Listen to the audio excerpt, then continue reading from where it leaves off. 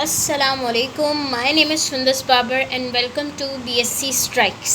आई know कि काफ़ी time हो गया है और वीडियोस पोस्ट नहीं की गई, लेकिन अब आप लोगों के पेपर्स करीब आ रहे थे और मेरे पास काफ़ी DMs और मैसेजेस आ रहे थे कि आप एक BSc की वापस से कंटिन्यू करें क्लासेस, क्योंकि हमें नीड है। ठीक है, और इस दफ़ा मुझे, क्योंकि आप लोगों का कोर्स बहुत कम टाइम में कंप्लीट कराना है, तो मेरा ये मशवरा है कि we will only cover the important topics. तो सबसे पहले तो आप ये बुक देख लीजिए। हम आज पढ़ने वाले हैं ज़ूलॉजी, क्योंकि आप लोग बहुत इंसिस्ट कर रहे थे कि ज़ूलॉजी की क्लास हमारी हो नहीं रही है, so please make a video for zoology class. Okay, तो हमारे पास ये बुक है। ये है EL जॉर्डन और PS वर्मा की वर्टिब्रेट ज़ूलॉजी की बुक, और ये बहुत ही अच्छी बुक है। अगर आप लोग पेपर 1 की तैयारी करना चाहते हैं तो आप ये वाली बुक बाय करें। ठीक है, पेपर 1 आप अगर इस बुक को ओपन करके मैं आपको दिखाऊं तो इस बुक में हमारे पास फर्स्ट पेज में जो कंटेंट्स आ रहे हैं, उसमें से जो इम्पोर्टेंट कंटेंट्स हैं वो बोर्ड में मैं मेंशन करती जाऊंगी, और आप लोग चाहें तो उस चीज़ को अपने पास मेंशन करें। ठीक है, इम्पोर्टेंट कंटेंट्स। ठीक है, इम्पॉर्टेंट कंटेंट्स में हमारे पास सबसे पहला जो इम्पॉर्टेंट कंटेंट है वो होता है हमारे पास सेल के स्ट्रक्चर, सेल की चीज़ें, और ये सबसे ज़्यादा आपके पास उसमें आता है। शॉर्ट में भी आ सकता है। शॉर्ट में क्या, आपको 5 क्वेश्चन ही करने होते हैं, तो डिपेंड ये करता है कि आप किस तरह से उसको करें। ठीक है, स्ट्रक्चर ऑफ सेल एंड उसके साथ 2-3 क्वेश्चन को मिला के आपको दिया जाएगा। इसके बाद आपके पास इसकी डिवीज़न, सेल से रिलेटेड जो भी चीज़ होगी वो आएगी। ठीक है, फिर उसके बाद मैं लिख भी देती हूँ कि सेल डिवीज़न भी आपके पास एक तरीके से इम्पॉर्टेंट है। And then you have the reproduction which is important. Basic reproduction के बारे में हम पढ़ेंगे। इसके बाद हम डायरेक्ट क्लासेस में मूव ऑन कर सकते हैं। क्लासेस हमारे पास जो जो हैं वो हैं फाइलम, प्रोटोजोआ। फाइलम्स जो इम्पॉर्टेंट है, सारे इम्पॉर्टेंट फाइलम्स हैं। ठीक है, लेकिन पहला फाइलम हमारे पास है प्रोटोजोआ। ठीक है, जिसमें से ज़्यादातर न्यूट्रिशन और लोकोमोशन आता है। न्यूट्रिशन और लोकोमोशन या फिर इकोनॉमिक इम्पोर्टेंस ऑफ प्रोटोजोआ आता है। ठीक है, क्या क्या आएगा? न्यूट्रिशन आएगा, रिप्रोडक्शन आएगा, सॉरी रिप्रोडक्शन नहीं आएगा, लोकोमोशन आएगा, and then the last topic would be आपका इकोनॉमिक इम्पोर्टेंस। ठीक है, ये 3 चीज़ें इसमें इम्पॉर्टेंट है प्रोटोजोआ में। अब विदाउट फर्दर अडू हम, क्योंकि ये वाले टॉपिक पढ़ेंगे ही, तो मेरे ख्याल से इसको शुरू कर दिया जाए। ठीक है, आप लोग पेज नंबर अगर 229 ओपन कर लेते हैं इस बुक में तो आपको मिल जाएंगी आपकी चीज़ें। ठीक है, 229 ओपन कर लीजिए एंड देन आप देखिएगा पेज नंबर 229 में आपके पास दिया हुआ है न्यूट्रिशन एंड प्रोटोजोआ। न्यूट्रिशन में सबसे पहले तो आप देखें कि आपके पास कितनी टाइप्स होती हैं। टाइप्स आर वेरी इंपॉर्टेंट, क्योंकि टाइप से डिपेंड करेगा आपका न्यूट्रिशन। ठीक है, तो हम करते हैं टाइप्स ऑफ न्यूट्रिशन। पहले आपको ये पता होना चाहिए न्यूट्रिशन का मतलब क्या है। I know you know it because अब BSc की क्लास हैं। तो प्रोसेस जो भी ऑर्गेनिज्म करती है अपने नरिशमेंट के लिए, डाइजेशन जिसमें असेंबल हो, और प्रोटोजोआ को उससे नरिशमेंट मिले यानी कि ग़िज़ा मिले, तो उसको हम कहते हैं न्यूट्रिशन। टाइप्स ऑफ न्यूट्रिशन में हमारे पास तकरीबन 4 टाइप्स हैं। ठीक है, जिसमें हमारे पास फर्स्ट टाइप होती है होलोजोइक एंड ज़ूट्रॉफिक न्यूट्रिशन। ठीक है, फर्स्ट टाइप क्या है हमारे पास? Holozoic and zootropic nutrition. अच्छा, दूसरी बात मुझे आप लोगों से ये करनी थी कि अगर आप लोगों को नोट्स चाहिए ज़ूलॉजी के तो प्लीज़ कमेंट एंड से कि वी नीड द नोट। ठीक है, वी नीड द नोट, या फिर आप नोट्स करके कमेंट कर दें। Only comment with inverted commas that notes, you want notes. ठीक है, तो मैं आपको आप मुझे अपना नंबर सेंड कर दीजिएगा व्हाट्सएप पे, और इंस्टाग्राम पे भी इंशाल्लाह हम पेज ज़रूर बनाएंगे, वहाँ पे भी आपके साथ काफ़ी चीज़ें शेयर की जाएंगी। ठीक है, होलोजोइक न्यूट्रिशन और ज़ूट्रॉफिक न्यूट्रिशन होती क्या है? कुछ प्रोटोजोआ को एक ऐसी मतलब कुछ प्रोटोजोआ जो होते हैं उनको रिक्वायरमेंट होती है कि उनको रेडीमेड प्रोटीन मिले। ऐसा प्रोटीन जो कि पहले ही रेडीमेड हो, उनको अपनी बॉडी में उसको बनाना ना पड़े, ठीक है, क्योंकि उनके अंदर बॉडी में ऐसी क़ुव्वत नहीं है, ऐसे ऑर्गेनिजम्स, ऐसे ऑर्गन्स नहीं हैं जो उसको यूटिलाइज़ करके सिंपलर सब्सटेंस बना सकें।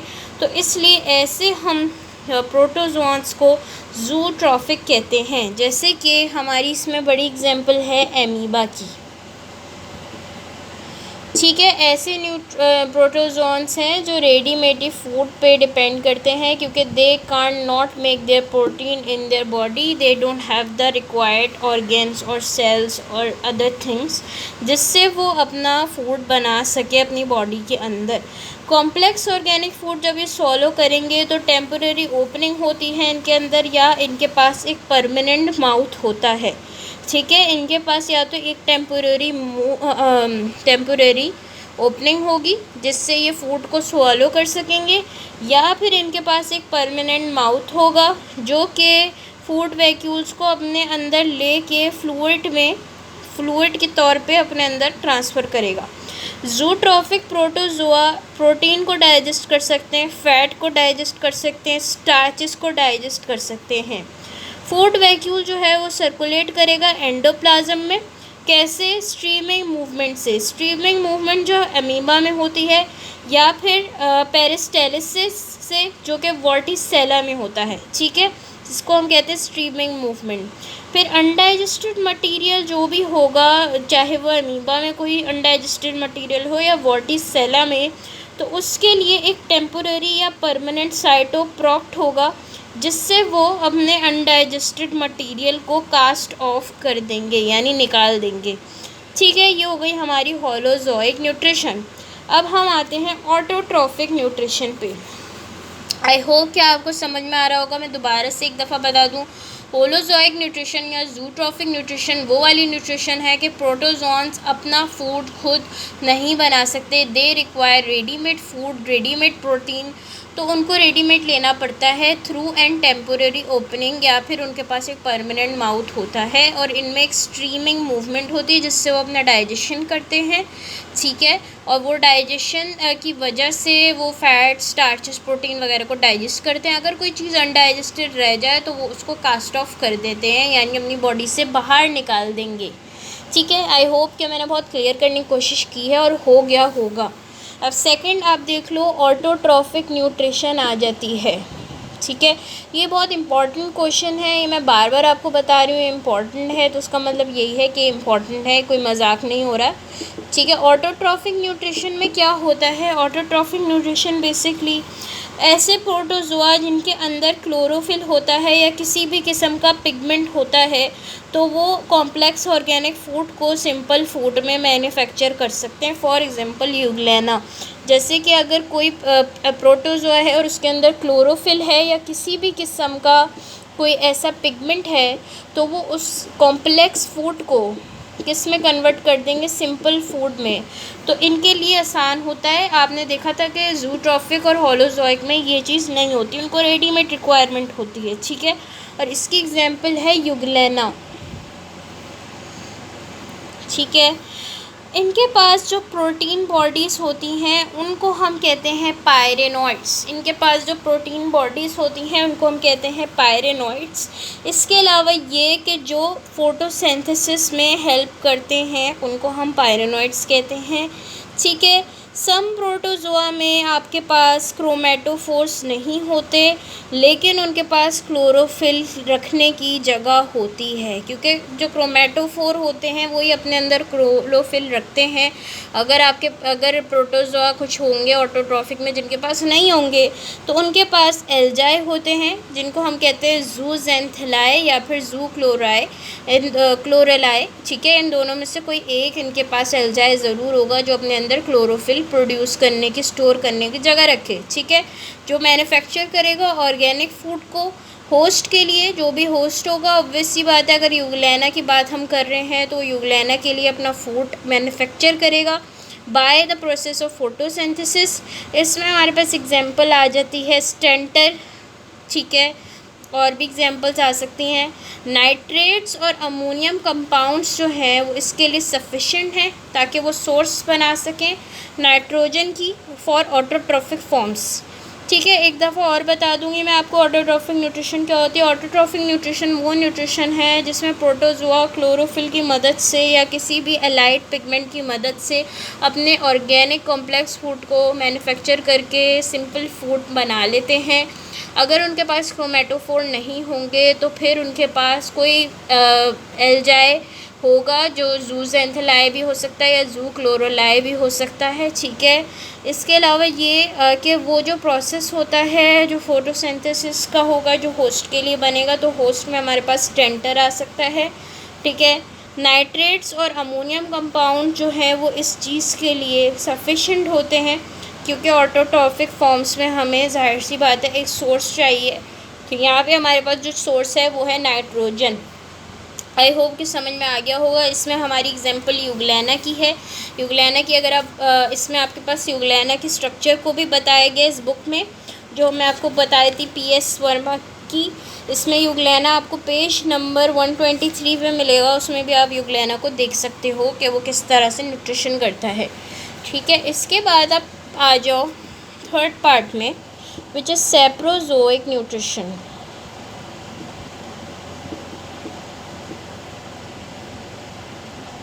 सैप्रोजोइक न्यूट्रिशन कौन सी न्यूट्रिशन होती है? कुछ प्रोटोजोआ होते हैं जो अपने अंदर कॉम्प्लेक्स ऑर्गेनिक सब्सटेंस को एब्जॉर्ब कर लेते हैं। ठीक है, कुछ लोगों को तो सिंपल करना पड़ता है, किसी में क्लोरोफिल चाहिए, किसी में कुछ चाहिए, लेकिन यहाँ पे क्या है, सिर्फ आपको एब्जॉर्ब करना है। यानी ऐसे प्रोटोजोन्स हैं ये जो सिंपली कॉम्प्लेक्स ऑर्गेनिक सब्सटेंसेस को अपनी बॉडी में एब्जॉर्ब कर लेते हैं और इनकी बॉडी सरफेस से एब्जॉर्ब करते हैं ये, और इनको हम सैप्रोजोइक कहते हैं। सैप्रोजोइक एक ऐसी फॉर्म है जिनको अमोनियम सॉल्ट चाहिए होती है। They require ammonium salts, amino acid या फिर इनको चाहिए पेप्टोन्स। ठीक है, एक तो इनको अमोनियम सॉल्ट चाहिए, अमाइनो एसिड चाहिए, या फिर देन रिक्वायर पेप्टोन्स। ठीक है, या तो ये तीनों चीज़ें इनको चाहिए, depend on the situation for their nutritional requirement ना, जैसे भी उनको चाहिए तो न्यूट्रिशनल रिक्वायरमेंट के मुताबिक ही चाहिए। डीकेइंग होती है एनिमल्स की, प्लांट्स की वाटर की फॉर्म में। ठीक है, इन एलिमेंट्स की, प्लांट्स की जब वाटर की फॉर्म में डीकेइंग होती है यानी मरने लगते हैं वो, तो फिर उनकी जो प्रोटीन्स और कार्बोहाइड्रेट फॉर्म हो जाती हैं। तो सैप्रोजोइक प्रोटोजोआ जो होते हैं वो फ्री लिविंग होते हैं, वो यूग्लेना भी हो सकते हैं, पैरासिटिक भी हो सकते हैं, यानी कि मोनोसिस्टिस भी हो सकते हैं, मोनोसिस्टिस। ठीक है, या फिर कुछ होते हैं सैप्रोजोइक प्रोटोजोआ जो इंजेस्ट कर लेते हैं सॉलिड फूड। ठीक है, कुछ सैप्रोजोइक आपको एक दफ़ा और बता दूंगी, सैप्रोजोइक अपने अंदर फूड को एब्जॉर्ब करते हैं, कॉम्प्लेक्स ऑर्गेनिक सब्सटेंस को एब्जॉर्ब करते हैं, और इनको रिक्वायर्ड होते हैं अमोनियम सॉल्ट, अमाइनो एसिड या फिर पेप्टोन। जो डीकेइंग होती है वो वाटर की फॉर्म में होगी और प्रोटीन और कार्बोहाइड्रेट बन जाएंगे। और प्रोटोजोआ फ्री लिविंग भी हो सकते हैं, पैरासिटिक भी हो सकते हैं, या सॉलिड फॉर्म में भी अपना फूड इंजेस्ट कर सकते हैं। ठीक है, इसके बाद last but not least nutrition है विच इज़ मिक्सोट्रॉपिक न्यूट्रिशन।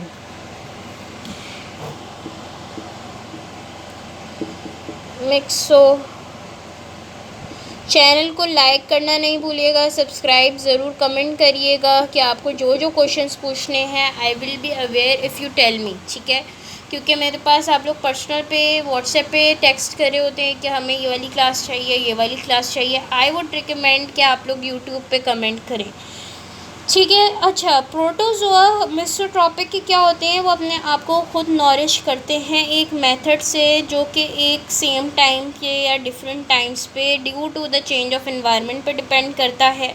ये एक ऐसी न्यूट्रिशन है जो यूग्लेना में भी पाई जाती है, सैप्रोजोइक में भी और ऑटोट्रॉफिक में भी, और सम फ्लैजिलेट्स में भी पाई जाती है। ठीक है, प्रोटोजोआ जो बहुत ही ज़्यादा लार्ज वैरायटी में फूड ऑर्गेनिजम्स को फीड करते हैं उनको हम यूरीफेगस कहते हैं। जो बहुत ही ज़्यादा लार्ज वैरायटी में फीड करते हैं उनको हम यूरीफेगस कहते हैं। और वो जो बहुत ही कुछ काइंड्स पे फीड करते हैं उनको हम स्टिनोफेगस कहते हैं। और उसकी बेसिस अगर नेचर पे देखी जाए तो नेचर के हिसाब से हमारे पास जो फर्स्ट होता है वो है मैक्रोफेगस फीडर्स। ऐसे फीड जो लार्ज पीसेस ऑफ फूड को फीड करें, जिसमें हमारे पास एग्जांपल आ जाती है एमीबा की। मैक्रोफेगस फीडर्स में अगर फीड करें तो हमारे पास जो लार्जली अमाउंट में जो होते हैं ना पीसेस, उसको फीड करते हैं, जो उनमें आ जाता है आपके पास एमीबा। ठीक है, इसके बाद यू हैव माइक्रोफेगस फीडर में आपके पास जो स्मॉल पार्टिकल्स हैं उसको फीड किया जाएगा, वो है पेरिमीशियम। फिर आपके पास आता है फ्लूइड फीडर्स, जो चाहे सेप्रोजोइक भी हो सकते हैं, पैरासिटिक प्रोटोजोआ भी हो सकते हैं। ठीक है, ये बेसिकली लिक्विड फूड को एब्जॉर्ब करते हैं अपने सरफेस से, जिसको हम मोनोसिस्टिस कहते हैं। डाइजेशन जो होगी प्रोटोजोआ में वो इंट्रासेलुलर होगी, फूड वैक्यूल्स के अंदर होगी। फूड वैक्यूल्स अपने अंदर पीएच में चेंजेस करेगा, साइज़ में चेंजेस करेगा डाइजेशन के दौरान। शुरू में कंटेंट्स जो फूड वैक्यूल के होंगे वो एसिडिक भी हो सकते हैं, वैक्यूल डिक्रीज भी हो सकते हैं साइज़ में। लेकिन जब फेस जो है वो ड्यूरिंग द फेस जो है प्रे जैसी आपका एक तरीके से उस केस में आने लगेगा, तो इनिशियल जो एसिड फेस होगा उसको अल्कलाइन मीडियम मिलना शुरू हो जाएगा। जैसे जैसे वो अल्कलाइन मीडियम की तरफ जाएगा वैक्यूल का साइज़ इंक्रीज़ होने लग जाएगा और फिर वैक्यूल कंटेंट को डाइजेस्ट कर देगा और जो अनडाइजेस्टेड रह जाएगा उसको एक्सटीरियर पार्ट से कास्ट ऑफ कर देगा, यानी कि निकाल देगा।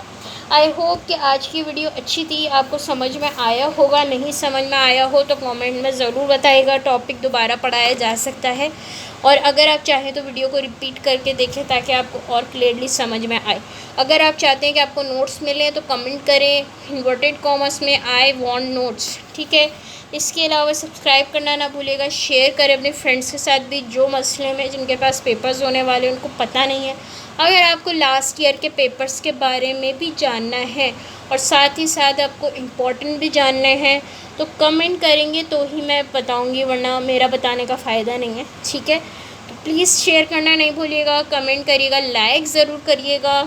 फिर मिलेंगे इंशाल्लाह फिर एक नई वीडियो के साथ। अल्लाह हाफ़िज़।